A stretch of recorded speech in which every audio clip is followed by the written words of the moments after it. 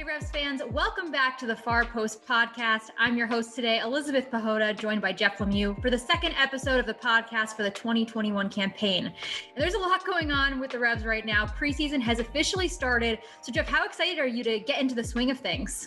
Excitement level off the charts. I will say going into the Empower Fieldhouse on Monday morning was a pretty special feeling because, we're not in the field house very often. I feel like the only time we're really in the field house is preseason when it's still, February, March, the weather is not good enough to get outside yet. So every time we're training in the field house, you kind of have that feeling of new beginnings, a new season, fresh start. So certainly going and watching training on Monday morning in the field house had that sense of a fresh start. And that is always really exciting.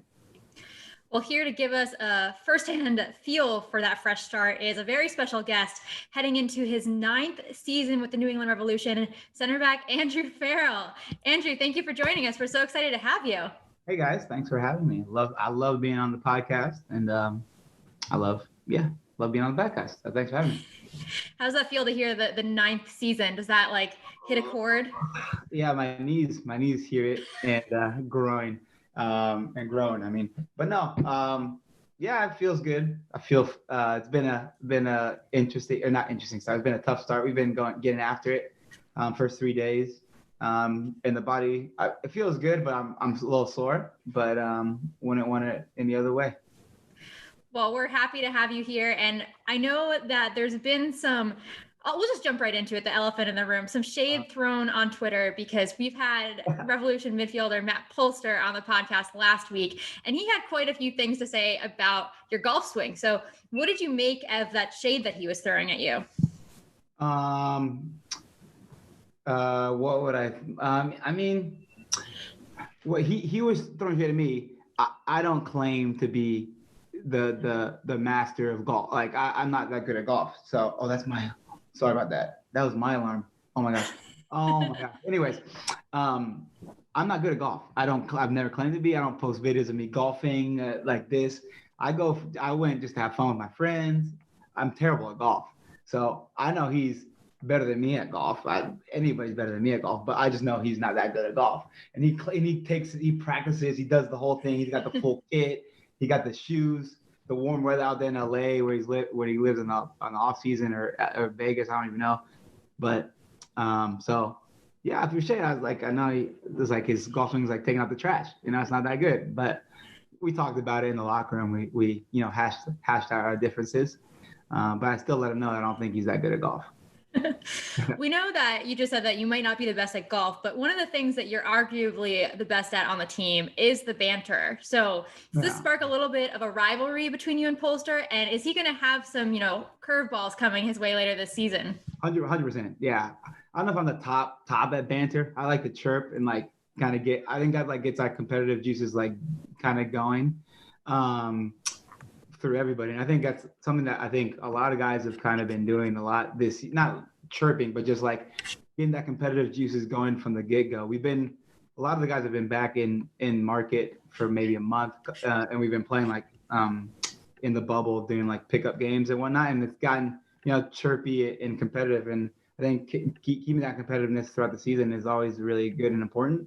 And I got some good banter, but me and Matt have been going back and forth throughout since he's been here. But he's a good guy and a great player. Great addition that we made to the team last year, and looking forward to another year with him. Is that almost a sign of a tight-knit locker room when guys can kind of go at each other like that right off the bat? 100%. And everybody can take it. I mean, some guys take it better than others, but it's it's good to have that little bit. You can knock each other down a little bit because at the end of the day, we're all we're all here for one goal, and that's to make each other better and do well in the field and perform. Well, we have an opportunity here for you if you'd like to seize it. You don't have to, but we're going to give you the chance to critique his golf swing back. We know you said you're not the best golfer, but if you want to, this is your chance to, throw some fire on it. So I did share 2 links in the chat to Matt Polster golf swings that he posted on the internet. So if you wanted to pull those up and I'm looking at it. I'm looking at the first one. What do you think? He's wearing a black hat and black. He's I mean, it's I don't know if it's sped up or not. Clearly, he doesn't swing it that fast. It looks like it hooks a little bit to the right when he's trying to go to the left. So, his front foot, his toe is not positioned well. His front left foot on this. His outfit's a little too tight for my liking. He's got a little. It looks like he got a wedgie going there. Love the fashion critiques. So I know the fit isn't it, and the swing is definitely not it. But GG's to Matt on that one. And let me look at the second clip. I think the first was a drive, and the second, I think, first was a drive.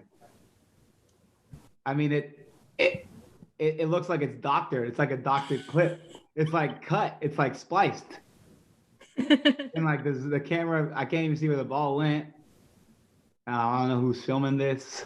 I don't want to get. You think he's got someone editing these videos to make him look better? Video trying to make him look better. I mean, at the end of the day, I gotta see him. I gotta see it live. But again, don't like the fit. Again, it like, who are you? You know, who are you? But I mean, hey, to each his own. Still, that front left foot is not looking like it's planted the right way, and the hips to swing. I know he's crushing my hips.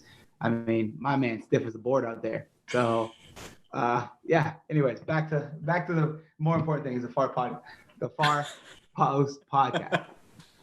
Well, I do like that most of the critique seems like it has come back to the fit. Yeah. Even like, okay, we'll talk a little bit about the swing, but the fit. And then like a little bit about the swing, but really the fit. The fit. You got. I mean, you're the expert based off of your TikTok last year with all those categorized fits. I know. Yeah, Matt dresses well though, but I don't know if it's. It might be, a combination of him, or maybe I think it's probably his wife that helps him out a little bit with that, which is fine, which is great. That's a good thing, but he can't take all the credit. And especially in the golf one, I think he equally addressed himself in the golf because it didn't work.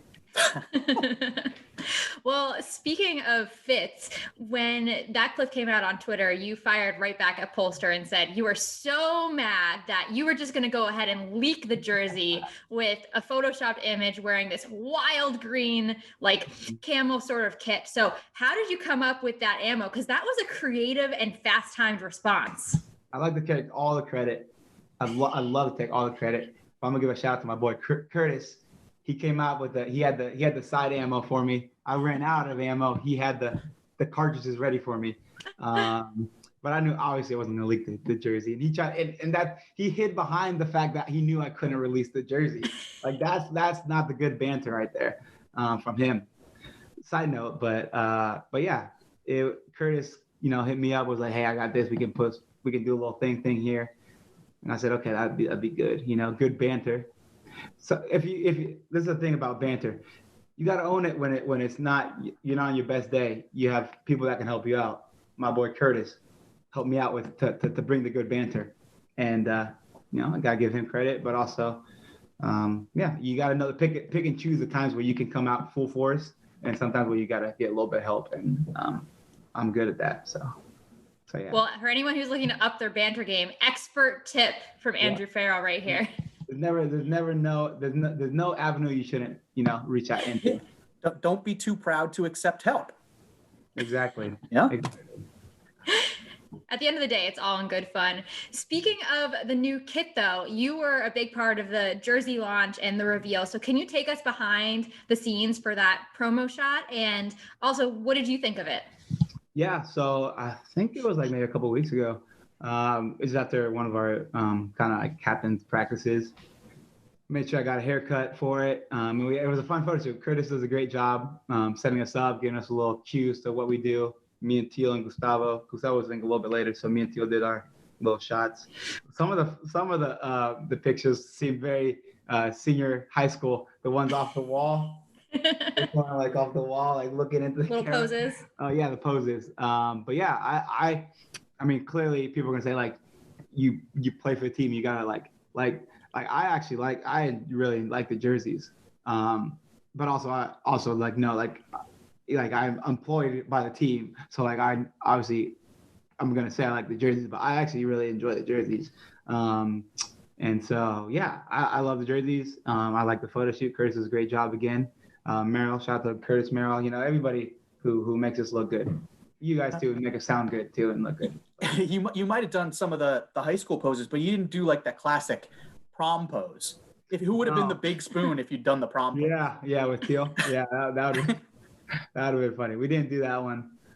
Curtis did not subject us to that, but it was a fun time. That's coming at media day. He hasn't told you yet, but that's your go-to pose. That's Friday. I might not be there. Yeah. Well, we're going to do something that we haven't done on the podcast before, and we're going to give you the opportunity to potentially air or clear any water you have with another teammate. So if there's something that you want us to dig up, some older footage on a teammate that maybe you want to throw some shade on, we thought we could open this up for a little bit more of a creative avenue. And given that you love your banter, we thought that we'd let you be the first person to do this. Oh my gosh. Trying to think. I might have to come back. I might have to come back on here because I know there's some Matt Turner clips I would love to reveal. Jeff earlier today tweeted about how Matt's been great on the mic from day one. I know there's a couple times he hasn't been. Well, he's not hasn't been great. He's been great, but like said some funny stuff on there that he's gotten crushed for in the locker room. Shout out to Matt. A great U.S. men's national team keeper, great guy. But yeah, there's some. I'll have to keep on thinking about that. There's no one that I can think of right now. I like the Scotty Caldwell. So fresh, so clean. You guys came out with a couple years ago. Oh yeah. I forgot about that one. That was so good. He always sends me out like a Snapchat sometimes when that song's on, but it's not on the radio. But like sometimes he'll like play it and he'll be like looking at me. So I'm trying to think of what else I'd call somebody out on. It'd probably be Matt. Because but I'm not sure exactly. I am personally fascinated to know now what type of interview response would elicit the rest of the locker room giving a guy crap. Like, I'm interested to know what it is a guy could say that would get that type of response.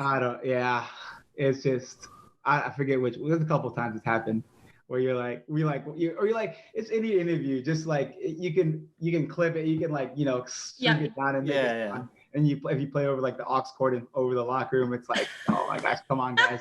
So there's been a couple of those moments. Are those more early on in his career or? No, that's surprising. No, they're not. It's something we're still working with him, but he's doing great. He's doing great. But he's like this rise is crazy. So you gotta keep him a little humble. He's not. It's just a friendly thing. Oh, of course. We know how tight you guys are. Yeah. So. Speaking of, though, we did have a question come in from Twitter about Turner. Obviously, you just talked about like the rise of his success in his career. Where do you kind of rate him as far as that greatness? Like, is he, potentially one of the best players for the national team in the country, for the league? Like, where do you kind of rate him on that scale? And what potential could he have? Oh, potential is sky's the limit. I think he's,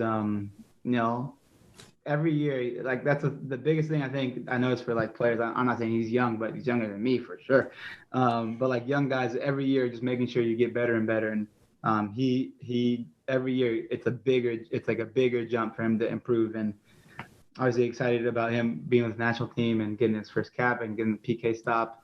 And what he's done for us since he's been here. But yeah, I mean, he's with the national team, so he's obviously one of the he started with the national team, so he was the best keeper available at the time. So, I mean, I think he's one of the best in the league, if not the best. Obviously, I'm biased. And, hopefully we won't lose him too much to international games, but also at the same time, I want him to do the best, and I want him to be at the biggest stage. And, so I think he's a great player. Throughout your time in New England, you've been a great hype man. I was just going to say that, Jeff. You talked about Turner a ton. Scotty Caldwell, anytime Scotty Caldwell comes up, you've been huge on Scotty Caldwell. Henry Kessler off with the U23s right now. You've talked him up quite a bit. I just like, how much do you enjoy seeing the success of your teammates, and why do you kind of revel in the success of the guys around you? I think, well, yeah, I mean, obviously because I'm close with a lot of the guys. But I just at this old age, no, I think it's important. I think it's important whether it's even in soccer, but just in life, you just gotta hype people up. It's like we got one life to live. Why are we gonna be all like sad and like all annoyed about other people's opportunities when you should just be, giving them they're trying their hardest and they're doing well and succeeding at such a high level. And you only get really one shot at this. And so, yeah, for guys like Matt and Turner and Kessler, I'm so happy for, I just said Matt, Turner, and Kessler. Scotty. I'm always, Teal when he does well. I think just because I know it's not always easy, obviously, like you get criticized, you have ups and downs, and there's a lot more going on behind the scenes than, what we see for everybody, not just us, but every person has their family problems and all this other stuff going on. Like 2020 was a crazy year for everybody. And so, yeah, I enjoy life. So I love hyping people up. Love seeing Kessler be I'm talking to him right now. Well, not right now, but asking him how he's doing, how is he enjoying it. Turner when he was down in camp, and Scotty always, just because Scotty's my boy. So those three guys, obviously, but I love hyping up. You can see in the goal celebrations. I'm there no matter what minute. And I saw that. I was gonna tell you the again, you posted that thing about Turner today. I was like one of the first ones for the PK save both times. I'm up there, I'm in the face. So yeah, I just love those guys. Speaking of that hype, we know that you're the first person to hype other people up. We saw that when Turner was called up to the national team. You had that like long thread of gifts, kind of like pumping him up, cheering him on. He's always pumped up you too, like when you had your first career goal, and you did the same when he had his first start. I wish we had a fly on the wall for wherever you were watching that game. What was like your raw reaction when he saved? Did you like run around like you had just scored a goal? Like what was that sort of celebration? I was in my living room here watching. I mean, I was hyped, but it was like he's going to say, like it was like you knew it. I knew he was gonna save it. He's just, yeah. So like I was like hyped because I was like, oh, hopefully it's not like a 0-0 game or not 0-0 game. Like just like one of those games where he doesn't get a shot, and then I was like a PK. I was like, oh, hopefully he's done really well passing the ball out of the back, but like doesn't. And then, of course, they're going to score and not going to get a shutout because of a PK. But then I was like, no, he's going to save it probably. And then he saved it. And then, yeah, I was talking to my friend Paolo Del Pico, used to play for the Reds for a little bit. We were watching it, and we like FaceTimed, and then I was able to talk to Turner afterwards. I didn't know if he was going to answer my call later, and he answered. I was like, okay, he's still the same Matt Turner. So a true friend. A true friend. But no, I was super pumped about that. Yeah, when he saves a penalty in his national team debut and then he answers your call, you're in the inner circle at that point. Oh, yeah. In the circle, that tight knit, It's funny. I said the same thing to him, too, when we talked to him right after that game. I said, when they called the penalty, my reaction wasn't, oh, man, Matt Turner is going to face a penalty. My reaction was, oh, cool, Matt's going to get to save a penalty. And then he saved the penalty. So he's just, that's the confidence that everybody has in Matt Turner at this point, and it's warranted. Yeah, that's what you want to have as a goalie. Like just it's like a chance to save, like a chance to make another save, make another save. So, yeah. You also mentioned that you've been in contact with Kessler. How has he been doing down in Mexico with the U23s? Yeah, he's doing well. They're early on. They were doing like small group trainings because they had to get their second test back. Mm-hmm. But he's excited for the opportunity.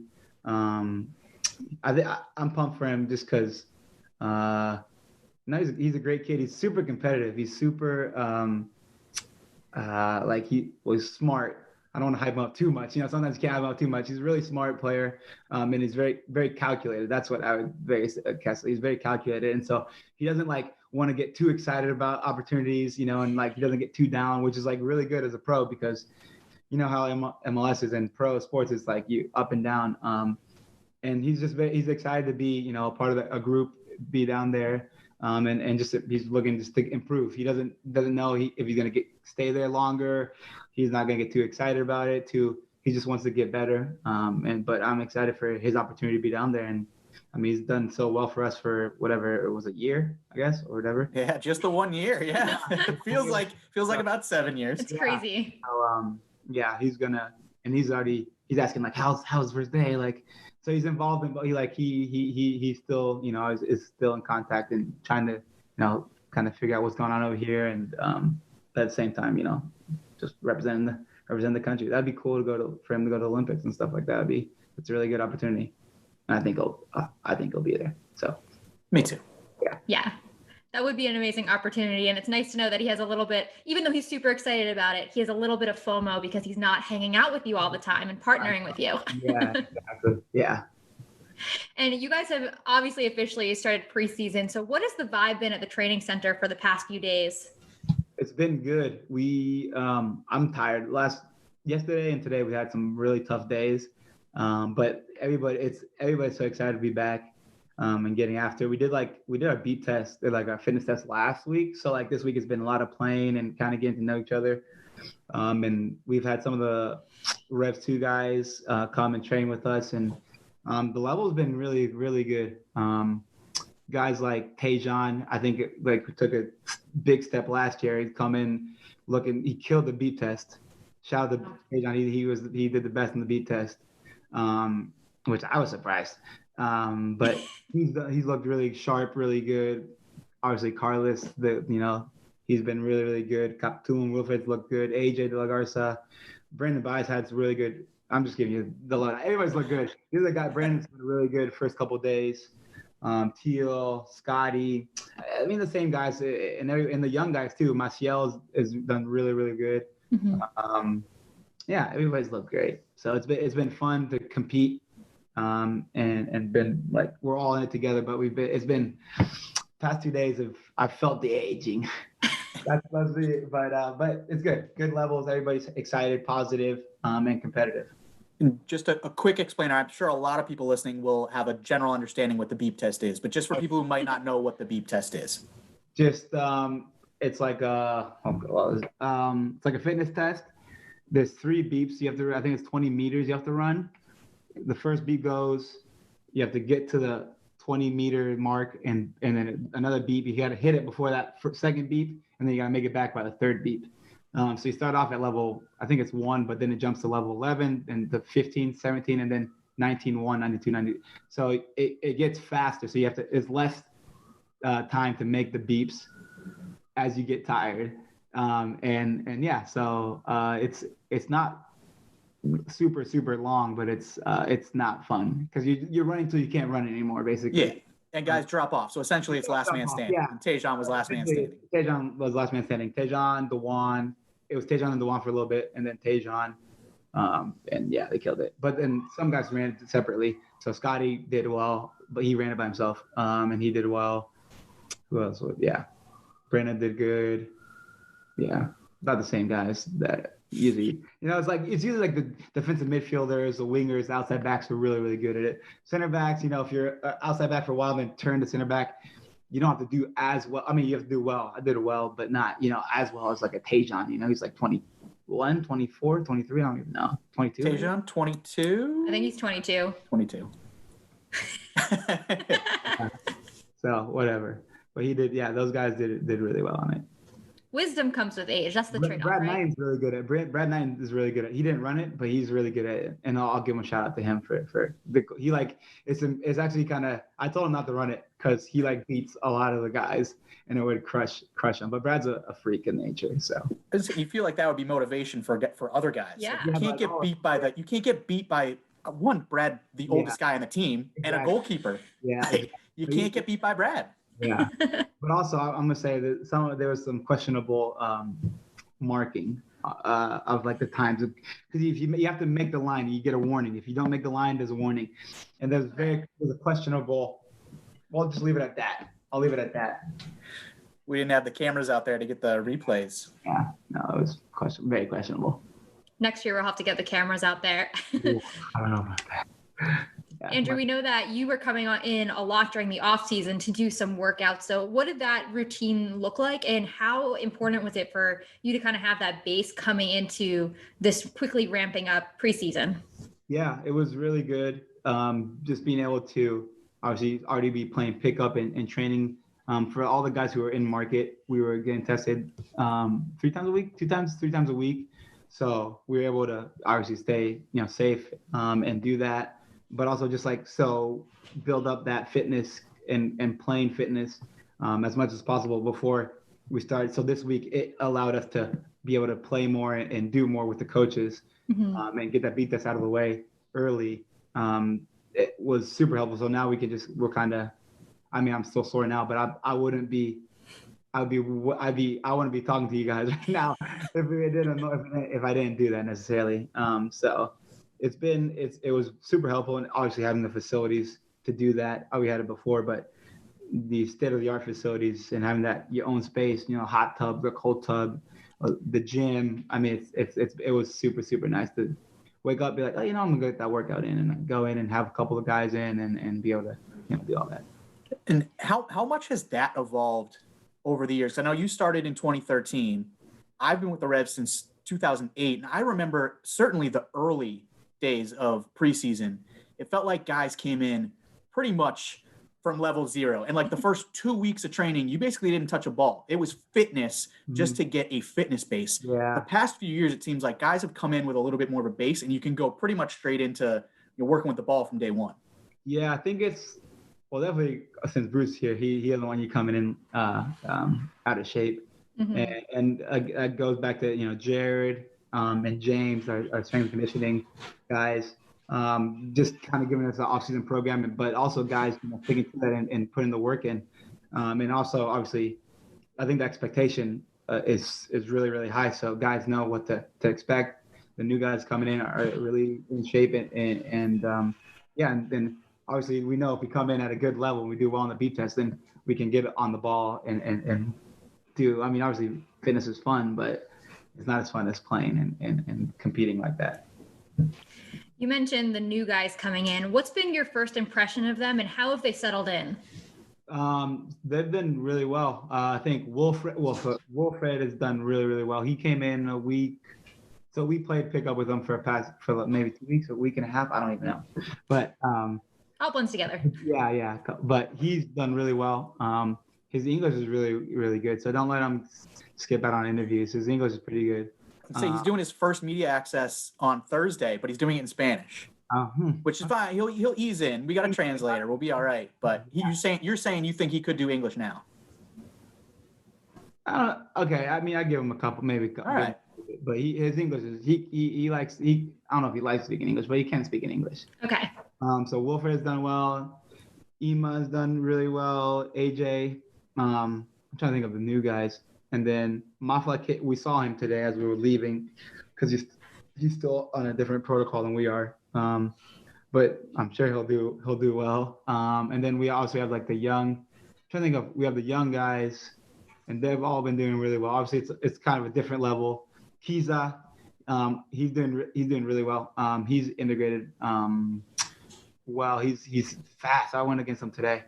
He's fast. He's right into space. He's very comfortable getting to know the guys. I think that's a big thing is Bruce brings in quality players, really high level players, but guys who are going to fit into what we're doing and who buy in. And they're all super nice guys. I think, we all talk and we all talk. We all like communicate well, and it's a good back and forth. And then I think Colin Verfuth, I don't even know how to say your last name. Verfuth, yeah.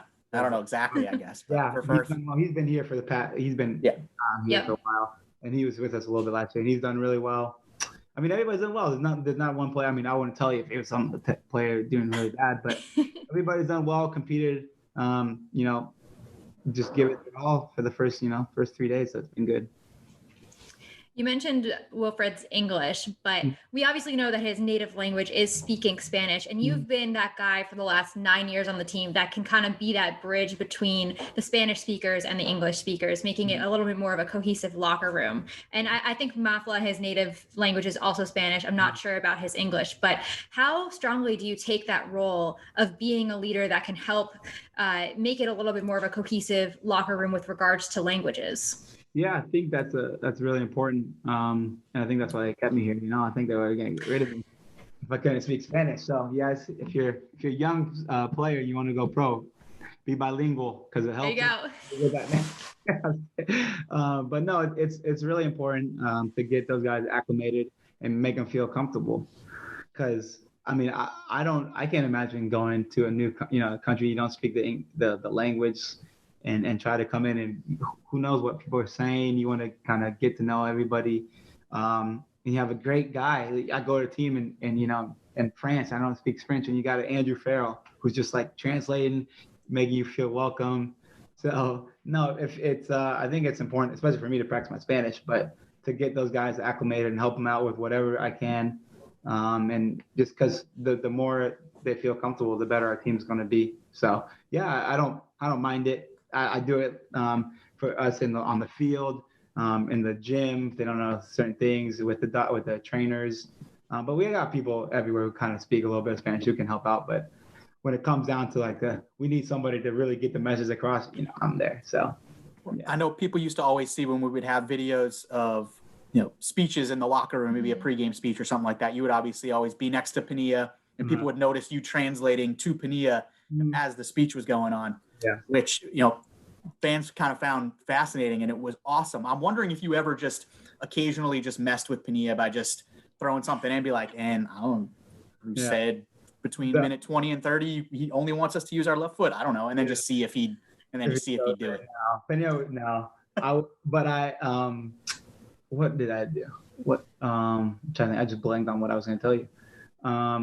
Sometimes, like if we're watching film and it's like, hey, maybe you need to do this a little bit better. I sometimes I censor it sometimes, and I let Dave come at him a little bit because I don't want to be that. I'll be like, oh, you said it. You're literally a filter. Yeah, Don't shoot the messenger. Yeah, exactly. So sometimes I've been like, you can maybe make that run. I don't know. That's what he's saying. Next time you should just slip in, Coach said that you have to go buy Andrew lunch after this. I don't know. No, seriously, I probably should because I will. Yeah, I will. You might be able to get a rookie to fall for it. Yeah. I don't know if any of some of those guys speak Spanish, I think. To be honest. We'll put that in your bag of tricks. Switching gears a little bit, Coach Arena said that you guys are heading to LA for a few weeks to get some competitive friendlies under your belt before the start of the season. How important is that time for you guys to build up to 90-minute fitness to get in some games against real teams? Yeah, it's important. We've been doing a lot of 11s past couple of days, but it's still not the same as playing against somebody else in a different system. And obviously it doesn't mean you get to kick different players, like other people other than your teammates. But it's so important. We saw it last year. You want to get off to a good start and building that fitness instead of having that game fitness is very different than running beat tests every day. It's very change of pace, and we might keep the ball for a little bit, then we got to possess or attack. So it's very important. Obviously we're playing. I don't know. Actually, I'm not going to reveal who we're playing on. We're playing some teams out west. So it'll be good. We're playing some good teams out there, and it'll be a good test for us as a group to see, where we are as a team, how we set up, and obviously, it's different playing against a different team as opposed to playing against each other. And in addition to getting those competitive friendlies, you're also going to be trading in the snow for the sunshine. So how much are you looking forward to that? I'm pretty pumped, but I looked at the weather. It's supposed to be like mid 50s next week for at least 3 or 4 days. So I'm going to be at the beach if anybody else wants to be out there with me. We're going to work on my tan. But no, I'm excited about, getting into some warm weather, get out on the grass, and it'll be nice to get out west and get some wet. But I think we're going to be on lockdown in the hotel. So it's very different than how last preseason was. But at the same time, just bonding with everybody and then training. That's what we're here to do. Yeah. And obviously this year, everything's still a little bit different. We're hopefully as a society and as a league moving towards some semblance of normalcy at some point, but we're clearly not there yet. So as you head into 2021 and things are still totally different, you're still dealing with all these protocols and all these differences. You think it's a little bit easier for guys to kind of deal with stuff this year and just kind of focus on the soccer because there's at least a little bit of an understanding of kind of how things function? Yeah, definitely, because obviously what we're a year into or whatever it is, and we kind of understand how we have to move and how we have to do certain things. So I think guys are and also because it seems like we have a plan of what we're gonna do, not as a team, but as nation, as an organization, as a league, and so I think it is a little bit easier this year, but at the same time, who knows? It's just one of those we hope, but who knows? If we've learned anything in the past year. Exactly. So I think having guys being able to adapt from last year. I think we're a little bit tougher, a little bit more. We know like, oh, we might fly this day, but we might not. We might fly this day and play when 3 hours after we land. And so I think guys kind of are aware of that and kind of know what it might take this year. It's obviously, like you said, been a little bit of a roller coaster, but now you guys have a little bit more of normalcy with what to expect. But MLS is obviously locked in the official weekend for the start of the season with April 17th. How much are you looking forward to starting out the 2021 campaign, just knowing that that date is around the corner? It's like a month and a half away at this point. Yeah, no, it's exciting because we've been waiting all like after we lost last season. When can we get back to like playing? That's like a lot. I mean, obviously we enjoy our off season, but all these guys want to just play and compete again. And so we're excited, obviously, for that date. And then obviously excited to have our fans at home whenever we play home. I'm not sure when that will be. I actually have a rumor, but I'm not going to reveal it. But I heard some news. But a tease. That. Yeah, a tease on the podcast. Andrew Farrell in the know. He's got all the details. I'm sure you guys know too. I'm excited about obviously starting the season on the 17th, and when it will be, where it will be, but also excited to whenever that first home game is, it's gonna be fun. You mentioned all the games will get fun, but yeah. Yeah, of course. You mentioned that, last year you guys were kind of itching to get back at those games because of the successful run that you guys had to the Eastern Conference Finals. Given the success you guys had at the end of last season, how optimistic are you heading into 2021? Very optimistic. We have a really strong team. I think, like I said early on, the new guys have gotten acclimated and have looked really, really sharp.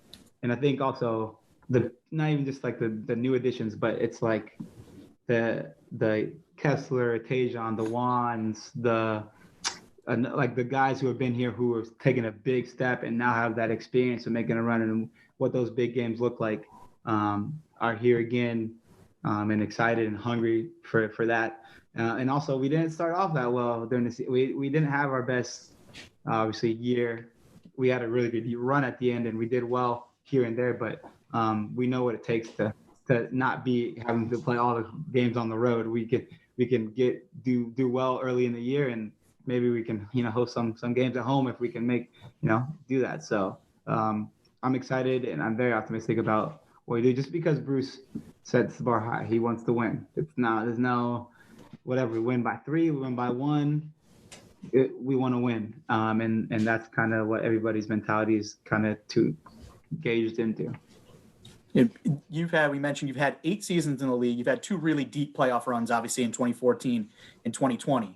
I know everybody comes into the start of every preseason driven and thinking about championships and everything, but coming off of those 2 seasons, have you found yourself kind of any more driven coming off of those deep runs, having tasted it and been so close and then kind of wanting to get back there immediately? I think more after this one than last one, or than the last one was 2014. 14. Yeah. I think I was, not that I wasn't a part of it. It was more just, I just understood, like, obviously at the second time you understand how hard it gets to how hard it takes to get there, and how the fine margins are for, we score a goal early or whatever, we defend a little bit better and blah, blah, blah. And it's like, oh, we're in the final. And then, a little bit and we win it. But also I just know the guys' mentality, the leaders, the Carlos, the Gustavos, the Teals, the Scotties, the Matts, who are just hungry. They want to win. And so obviously starts from the top, from the Crafts to Bruce to all the coaching staff everybody wants to win. It's like everybody likes to win. You guys like to win. It makes your guys' job easy. It does make our jobs a lot easier. You should all just win all the time. It's that easy.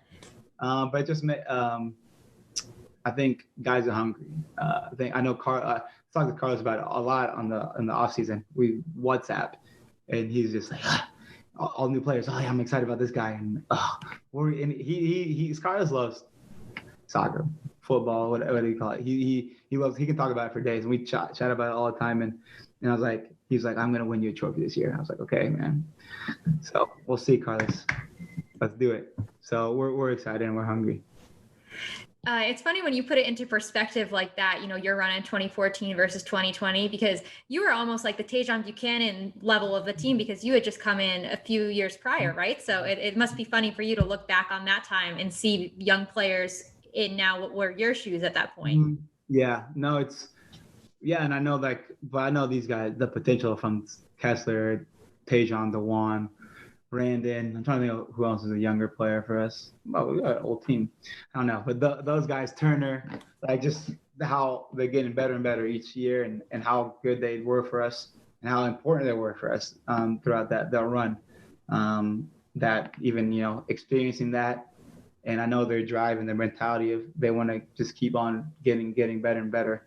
That's another driving force. Obviously, you got the Carlos Gills, the Adam Buxas. Adam Buxas is another young player. I think, first year in the league, like family's not here, family can't visit, like new league. Oh, now we're like charting the day of a game, blah, blah, blah. Mm-hmm. Like, I mean, there's a lot of things that just people don't realize can affect somebody. So I'm excited to see, because Adam's not back just yet. But he's another young player. He's like 23, something like that. 24. He's pretty young. Yeah, he's 23. Young compared to me, I know that for a fact. So he's another guy who's got amazing talent, and we're going to be counting on. So there's like 4 or 5 young guys who made an impact and will make a bigger impact this year. Plus, you add the veteran like Teal, like Scotty, Polster. Trying to think of Gustavo. I mean, we got a good team. We're going to be good. We're going to be good. I'll point out too how much Adam's level was obviously raised once Carlos got back at the end of last season. Exactly. Buxa hit the post 4 times. He hit woodwork 4 times in 4 playoff games. Yeah. Which there's obviously a level of unluckiness. Yeah. Woodwork 4 times in 4 playoff games. I am definitely really looking forward to seeing that fully healthy attacking group together, because we really only got to see it in the playoffs. Yeah. And when we saw it in the playoffs, it was a lot of fun to watch. It was a little tease. Yeah, it was.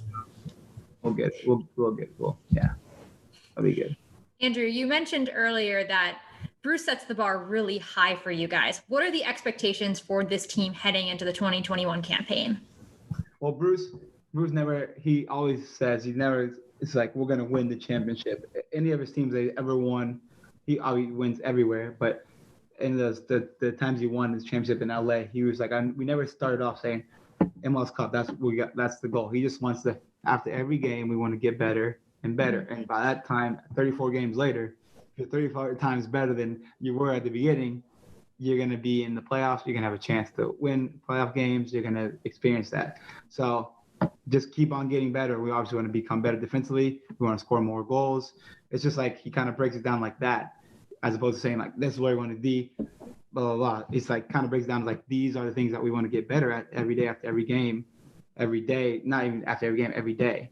And if you get better at those things, that builds up into, success. And but he just wants to win. He likes to win, and I sounds annoying. I keep repeating it, but that's just like the mentality. Competitive games we practice, like, just win. You want to win. You want to keep the possession. I want to ask too, because Bruce obviously brings that winning mentality. I think the one word that you would use to describe Bruce Arena is winner. He has won at every single level and everywhere he has ever gone. But bringing it back to the banter a little bit, he's got that winning mentality, but how much is Bruce a part of that banter that goes on in that locker room and on the field? Because it feels like a lot of times he's driving it. Yeah, no, he's got good banter, and he knows that's the thing. Other than the X's and O's, and I think this is true about, well, not just for soccer, but you have to be a good manager of people, and it's the respect you have for people, but also especially in our profession, it's when can you motivate guys to obviously get after and push, but when can you? It's like, oh, we're stretching after practice, after we worked hard, a little banter here and there. You see him in the locker. It just gives guys confidence and trust with Bruce, because he can be the let's get it, let's intense, get after you, but also he can joke with them, and there's like the levels to that where it kind of becomes feeling like a family, where it's like we can banter, we can get after it, we can have fun, and he knows when he can push us, when he knows when, okay, after 3 days, maybe we need a day where it's not as intense, where you can kind of not joke around, but it'd be recovery, but we'll get after it a little bit, and just kind of managing all that. But yeah, he likes to win. So, he's got good banter.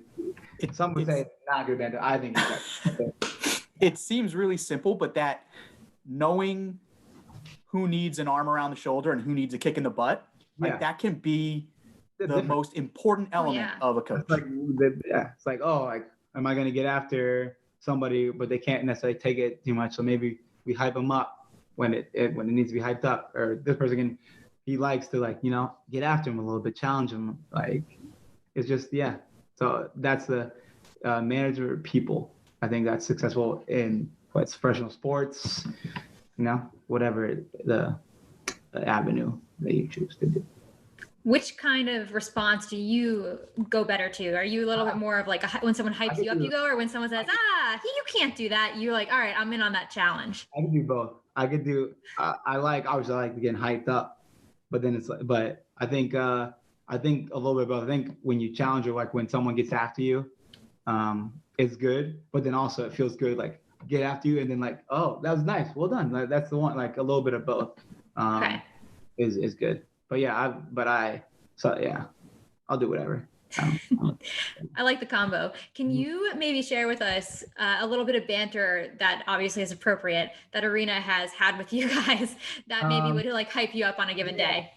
Okay, well, this one necessarily hype up every time. So me and Teal have been in the doing our workouts before, like everybody was back, kind of thing. Mm-hmm. So it was like one of the first days Bruce was back in market, and we're walking down the hallway, and he always like, he says, I didn't know the second team was training today. I didn't know, like we're just like stuff like that, where obviously we're on the team because you like picked us, like we're here, but just like stuff like that was just like, knock you down a peg. But it's just good that you can, at that level, you can joke and it's not like an awkward thing about So that's awesome. I feel like sometimes we get like a little nugget here and there in the digital department, like a little bit to go off of like banter.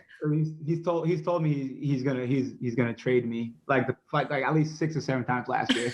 He's like, I think this team was interested. Well, no, we'll see what happens. He has that little smug, like the little smug on the smirk. Yeah. Cool. One of the first things I was told when Bruce was hired here, and I started talking with people who had worked with Bruce before, they were like, if he's making fun of you, you're good.